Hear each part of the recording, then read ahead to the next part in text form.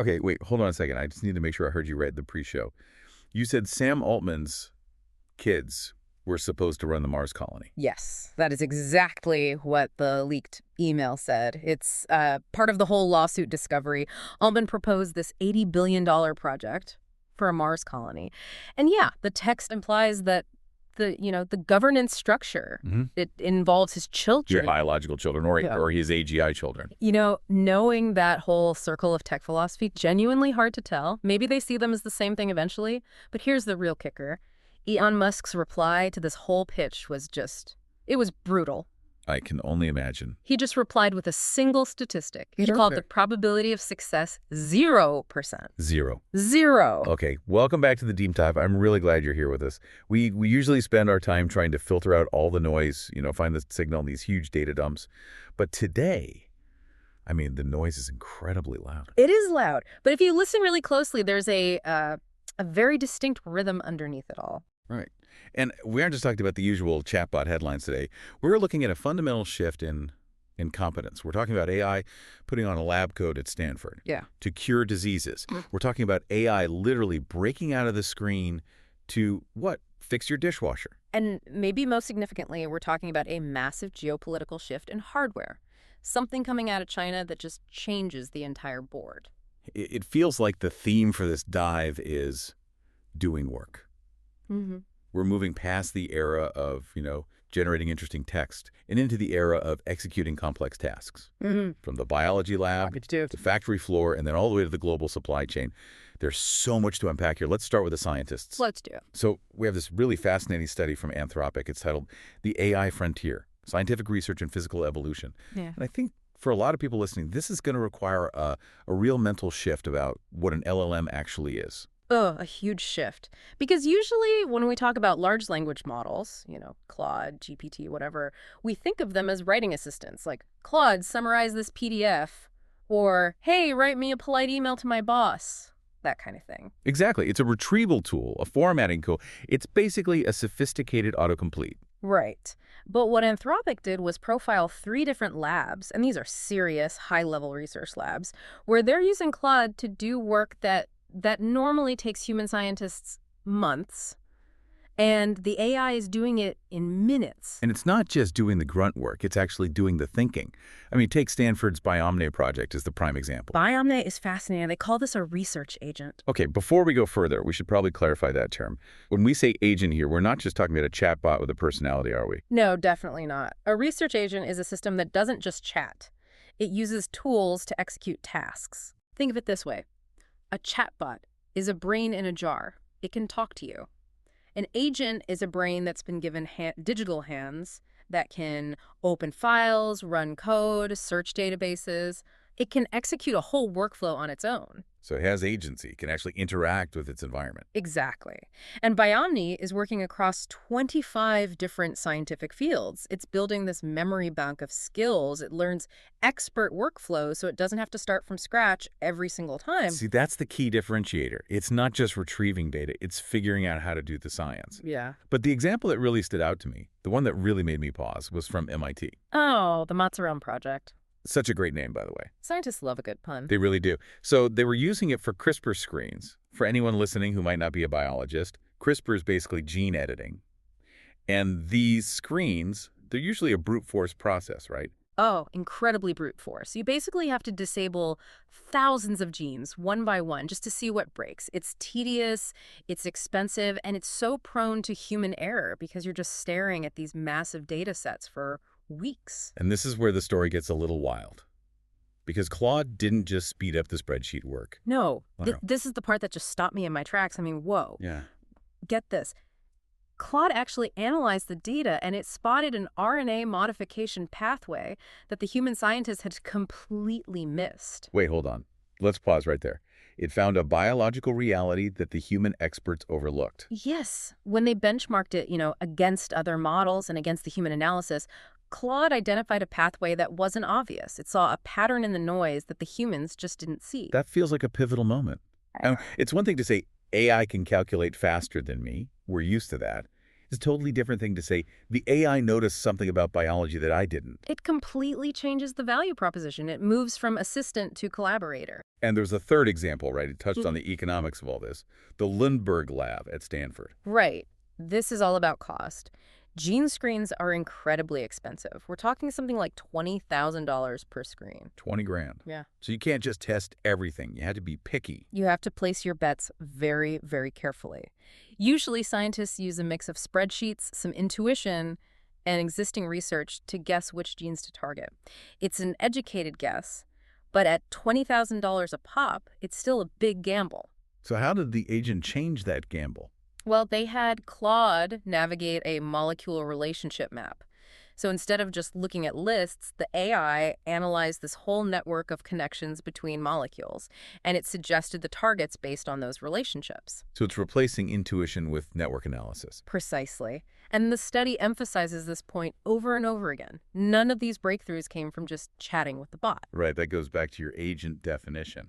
Yeah, the breakthrough was connecting Claude to tools, giving it a custom workflow, adding guardrails so it doesn't just hallucinate and make things up. It's like the difference between asking a carpenter to describe a table and giving a carpenter a hammer and wood and saying, build it. That's a perfect analogy. So this brings up the big question for me here. If AI can cut the time from months to minutes and find things that we miss, does this make science cheaper? Or does it just mean we start asking much, much harder questions? It removes the grunt work so brains can focus on the breakthrough. So we just level up the difficulty because we have a smarter teammate. We have to. All the easy problems are already solved. All right, let's move from the sterile lab environment to something a little messier. The kitchen, the garage, the factory floor. The real world. Exactly. We're talking about physical AI. Yeah. Now, I have to admit, when I first saw that term in the source material, my marketing alarm bells went off. Physical AI just sounds like a buzzword somebody made up to sell more chips. It definitely has that ring to it, I get it. But if you look at the actual capital expenditure, the money is telling a different story. The source material is adamant about this. 2026 won't be on screens. That is a very bold claim, considering how much of our lives are on screens. It is. But look at the investment stack. We're looking at a $123 billion ecosystem. Yeah. Nvidia, Tesla, the entire robotics supply chain, they are all racing towards this. So when they say physical AI, what are they actually building? It's really about embodiment. For the last few years, AI has been a brain in a jar, right? It's a server farm in Virginia. It outputs text or images. Physical AI is about giving that brain a body. We're putting that brain inside the bodies we already have. You know, our cars, our appliances. Right. The source material had this slightly hilarious example of a future where your fridge is negotiating with your dishwasher. I saw that. Yeah. And honestly, it sounds like a bad cartoon. Why do I need my appliances to gossip with each other? I know, it sounds ridiculous. But think about the Internet of Things. We've been hearing about IoT for a decade. Your toaster will talk to the Internet, and for 10 years, all that really meant was that your toaster needed a firmware update and had a security vulnerability. It was just dumb connectivity. Exactly. Physical AI is about competence. It's not just connected, it has agency. It's about the fridge analyzing what's inside, realizing you're out of milk, checking the dishwasher's cycle to coordinate energy use to the cheapest time of day, and maybe ordering groceries based on your diet plan. So it's the fulfillment of the smart home promise, but like actually smart this time. And it's about the supply chain. If you're a consumer or a creator, you are now part of this loop. This isn't just about cool robots doing backflips. It's about the entire physical world getting a new operating system. That is both exciting and, frankly, a little terrifying. I'm just picturing my fridge judging my late-night snack choices. Oh, it absolutely will. I'm sorry, Dave, I can't open the door. You've exceeded your calorie limit for the day. See, that's where I pull the plug. But a serious question, then. Yeah. Are we ready for our appliances to have agency? Or do we just want better automation? We want them to do the dishes, not argue about the soap. Right. We want the labor, not the debate. Exactly. Okay, let's pivot from the domestic to the geopolitical. Because while the U.S. is focusing on robots, there's this massive story coming out of China about the chips that run them. Hardware wars. We have a story here about Zhipu AI launching a new model. It's called GLM Image. And on the surface, okay, it's an image generator, like MidJourney or DALL-E. Right. It's a 16 billion parameter model. Decent size, pretty capable. But the specs of the model aren't the real headline here. Right. The headline is the silicon it was trained on. Exactly. Usually when you read a paper like this, you scroll down to the hardware section and it always says, trained on Nvidia H100 clusters. Yeah, industry standard. But this one, no Nvidia, no AMD, no US tech at all. This was trained entirely on Huawei hardware. That is a huge, huge signal. We've been talking about the chip bans for years. The U.S. government placed these really strict restrictions to try and limit China's access to high-end AI training chips. And the prevailing theory in Washington was that this would, cripple their ability to train foundation models. It was supposed to be a chokehold. But Zhipu AI just proved that that chokehold might be slipping. They built a full domestic stack. This is what China has been chasing for years. Independence. Let's look under the hood for a second, because the way they did this is technically pretty interesting. It's not just a copy-paste of a U.S. model. No, the architecture is quite clever, actually. They use a two-stage system. Okay, break that down for us. So stage one uses what's called an autoregressive transformer. All right, jargon alert. Let's define autoregressive transformer for everyone listening. Yeah, the simplest definition is it's a model that predicts the next piece of data in a sequence. Kind of like how ChatGPT predicts the next word in a sentence. Exactly like that. But here, it's predicting the layout of an image. It's kind of acting like an architect. So it creates the blueprint first. Right. It predicts what they call semantic VQ tokens. Basically, it figures out the meaning and the structure of the image first. That's a 9 billion parameter model doing the planning. And then stage two. Stage two is a diffusion transformer. This is the painter. It takes that blueprint and it renders the final pixels. So logic first, then aesthetics. Yes.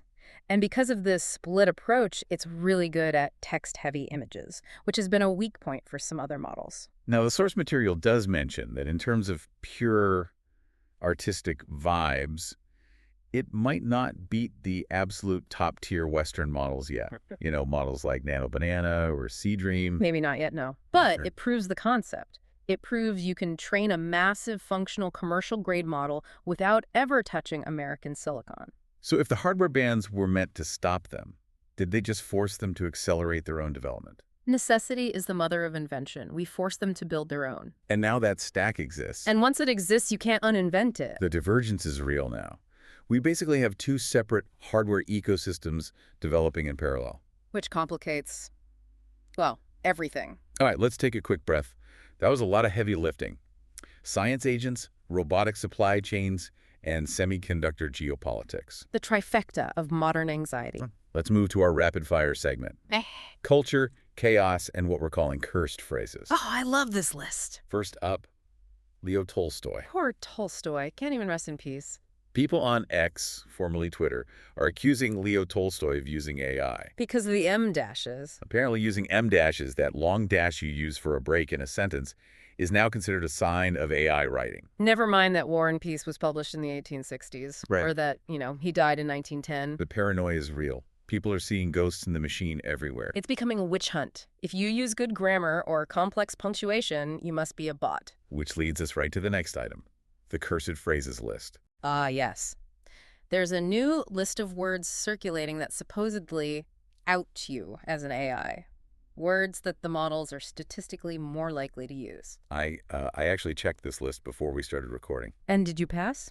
I have to be honest. Yeah. I failed miserably. I use Delve and Tapestry all the time. You're a bot, confirmed. I know. I felt so called out. Ah. But it's a real problem for writers now. I actually still wrestle with this. I find myself pruning my own vocabulary, deleting words I love, just because I'm afraid someone will think I use ChatGPT to write it. It's this weird feedback loop of anxiety. It's a crisis of authenticity. We're stripping down our language just to prove we're human, which is so ironic. Item 3. We touch on this in the intro. Elon versus Sam. The lawsuit that keeps on giving. We mentioned the Mars colony email, but there was another detail that really stuck out to me. Elon Musk, in that correspondence, called OpenAI 0% likely to succeed before he left. That is such a definitive statement. Not unlikely. 0. It really just highlights the split in vision, doesn't it? You have Altman with this expansive, almost hallucinogenic optimism, and then Musk with this brutal, probability-based skepticism. And yet, strangely, they're both pushing the frontier harder than anyone else. True. Item 4, energy. The elephant in the room. The Trump administration is reportedly asking tech giants for $15 billion. for power plants. Power plants they might never use. They want an upfront commitment. And the tech companies aren't thrilled. They say they weren't even consulted on the price tag. But it just shows the scale of the infrastructure problem. We're not talking about coding anymore. We're talking about AI consuming electricity on a nation-state level. The constraints aren't software anymore. It's physics. It's electrons. And finally, the bear case. Michael Burry. The big short guy himself. He's quoting Warren Buffett, and he's predicting the AI stock boom, specifically Nvidia, is going to end badly. He thinks it's a bubble. He thinks the hype has just completely outpaced the reality. So is Burry right, or is he just early again? He's betting against the momentum of the entire world. That's a bold move. Very bold. Okay, we're back. Let's try to pull all of these threads together before we go. We covered a lot of ground today. We did, but I think there's a pretty clear through line here. I agree. It starts with competence. That's Claude. It's not just chatting. It's doing real science at MIT and Stanford. It's discovering biology that we missed. Then you have embodiment, the whole physical layer. That $123 billion stack, the fridge, the car, the factory, AI is growing legs and entering the supply chain. And then divergence. China building a non-US stack with Zhipu and Huawei.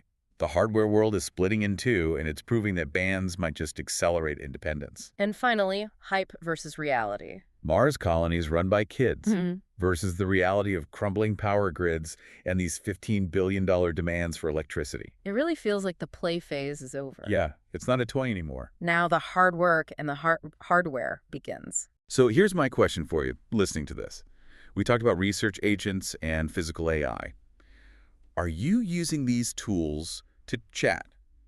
Or are you using them to build workflows? That's the shift you really need to make. Because if you're just chatting, you might be missing the whole point. Oh, and definitely check the show notes for that cursed phrases list. Save yourself. Don't be a tapestry person. Please don't. I want to leave you with one final thought. We spent a lot of time on the code and the chips today. But think about that $15 billion demand for power plants. It's a massive number. The ultimate constraint on AI isn't code anymore. It isn't even really chips, as China just proved. It's electricity. The smartest model in the world is completely useless if you can't plug it in. Keep diving. See you next time.